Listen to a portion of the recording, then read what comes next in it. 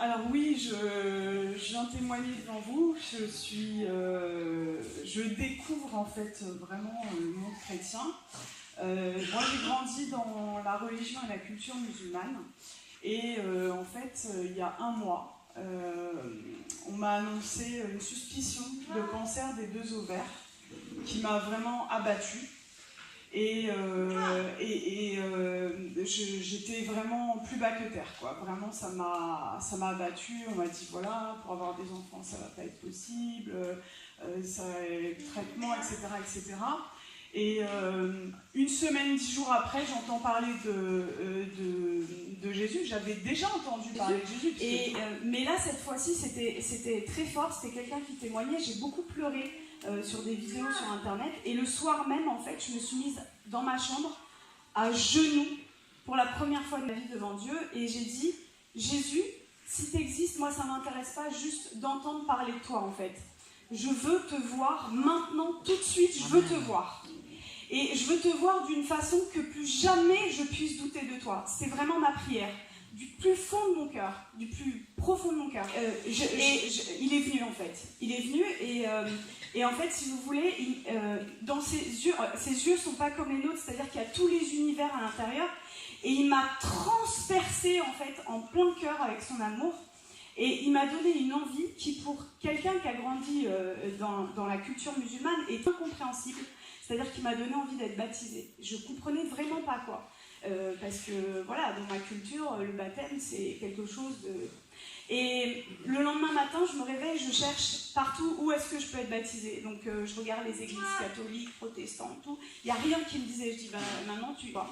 Et donc, j'ai rencontré Jésus le 11 juillet. Le 13 juillet, j'étais baptisée. Amen.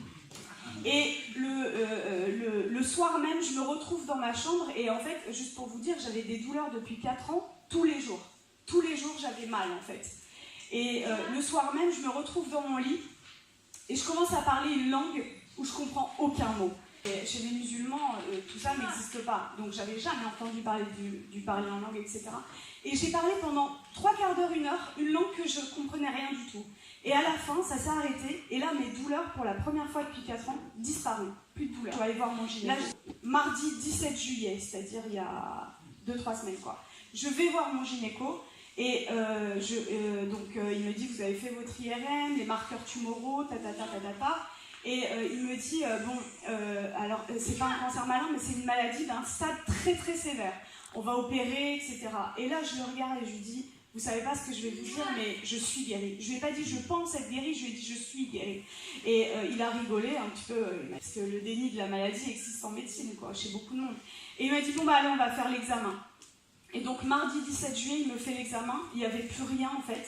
Et sur mon ovaire droit, il y avait 2 images. Donc, il arrive sur l'ovaire droit avec la sonde et il me dit, ah, il y a 2 images. Ah, mais attendez, ce sont les follicules de maturation. Les follicules de maturation dans les ovaires, c'est ce qui donne les ovules, en fait, pour la reproduction. Et moi, j'en avais plus. Et là, il retire la sonde, il me dit, allez, vous allez m'expliquer ce qui s'est passé.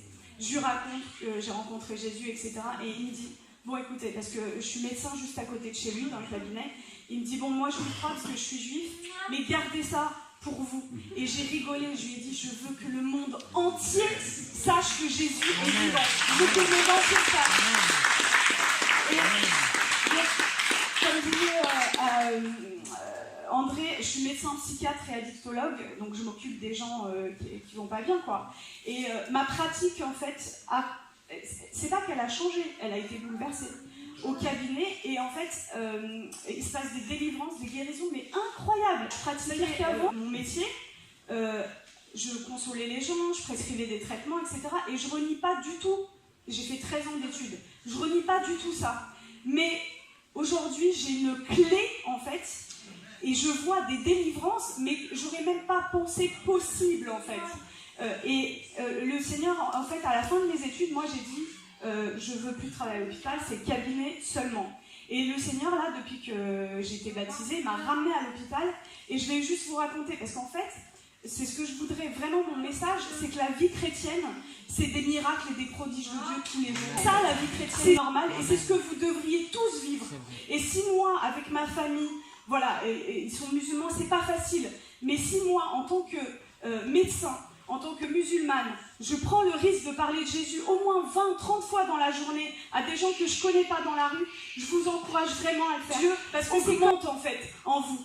Et je vais juste vous raconter en fait ma dernière garde à l'hôpital, dimanche, pas qui vient de passer, mais celui d'avant. Les infirmiers, ils n'y croyaient pas en fait. C'est-à-dire qu'on a passé une nuit blanche et il y a eu miracle sur miracle, sur miracle, sur miracle. Et je vous raconte juste un des cas, parce qu'il faut bien que je choisisse. Une jeune droit qui arrive amenée par ses parents, en fait, mutique. Ça fait une semaine, elle n'a pas dit un mot, mutisme. Et l'infirmier vient me voir, on a passé une nuit difficile parce qu'il y a eu beaucoup de cas, et il vient et me dit, bon bah tu vas voir, ça va être hyper facile, je viens de passer 1 heure avec elle, elle m'a pas sorti un mot. Et moi dans mon cœur je dis, mais c'est pas le projet de Jésus. Et j'arrive dans la chambre, je lui dis bonjour, je lui présente ma main pour lui serrer la main, et là elle ne répond pas. Et intérieurement, je fais une prière de délivrance au nom de Jésus. Et là, elle commence à me parler normalement, mais vraiment normalement. Et l'infirmier arrive 5-10 minutes après, il ouvre la porte et il nous regarde. Et au lieu de venir s'asseoir à côté de moi, parce que quand on voit un patient, en fait, le médecin et l'infirmier sont à côté, il va au fond de la chambre, il croise les bras, il nous regarde. Et je le vois, il se gratte la tête. Il n'y croyait pas. Et toute la nuit, ils ont vu ça. Et ils m'ont dit, mais qu'est-ce qui se passe en fait? Qu'est-ce qui se passe? Et tous les jours, je vois ça. Et juste pour terminer, vous avez l'antidote. Jésus est l'antidote.